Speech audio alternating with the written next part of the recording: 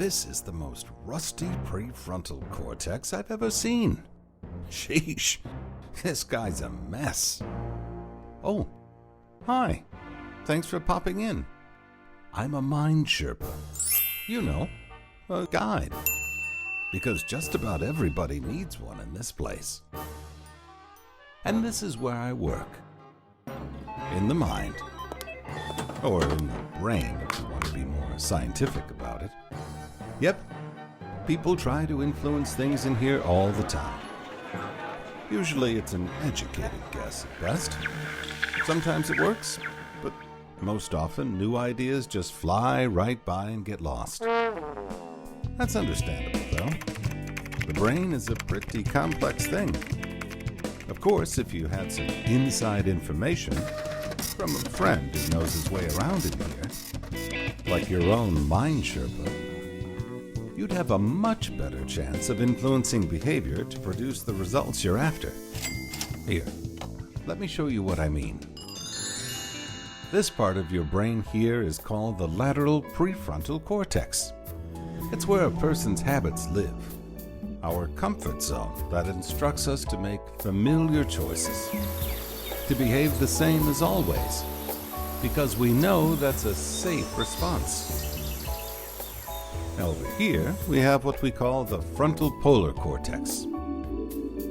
It's the part that we need to work on in order to influence an audience's behavior, to get them to make new or different choices.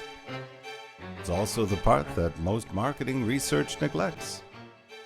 See, emotions are the key. In fact, emotion can account for about 70% of a person's purchase intent or decision-making.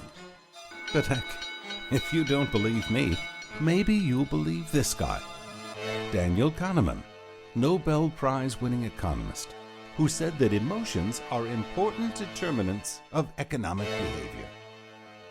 Even more so than rationality, but it gets just a little more complex. Now, back to the frontal polar cortex. This is where inside information is the most valuable, because it's where we find this. It's an ideal, and I can show you which one to look for, and which wires to connect to it to light this whole thing up. That's what delivers your results. Once I show you what to look for in here, you can influence your audience's behavior or decisions with predictive validity. It's no longer a guess. There. That ought to do it. Of course, not all audiences are the same, right? Neither are all objectives. So, how can we connect things the right way with predictive validity? Here, I'll show you. The secret behind what I do is this gizmo, my Mind Clarity Survey. We start with your objective.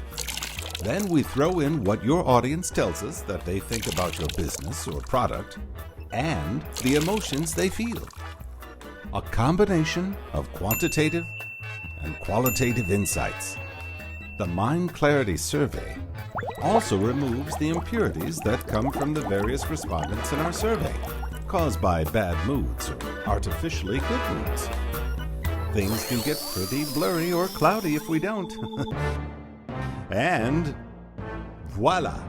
Now, all we have to do is look in here. This data will show us what ideal to look for, how to find it, and how to connect to it. But there's even more to it than that. This also lets you see how your brand or product or business measures up against your audience's ideal, as well as how your competitors measure up. That's some pretty valuable information to have now, isn't it? So, makes sense? I know that I ran through that pretty quickly, but I know that your time is valuable, so I skimmed over some of the details. I'm confident, though, that our Mind Clarity Survey can fuel strategies that will take your brand or your company to new levels of performance, just like it has during its long track record of use among our Fortune 500 clients. I understand. It's easy to get lost around here. So call to speak to me, or a Mind Sherpa colleague of mine, or send us an email to set up a time to talk specifically about your business, and you can decide if our Mind Clarity survey fits into your strategic plans.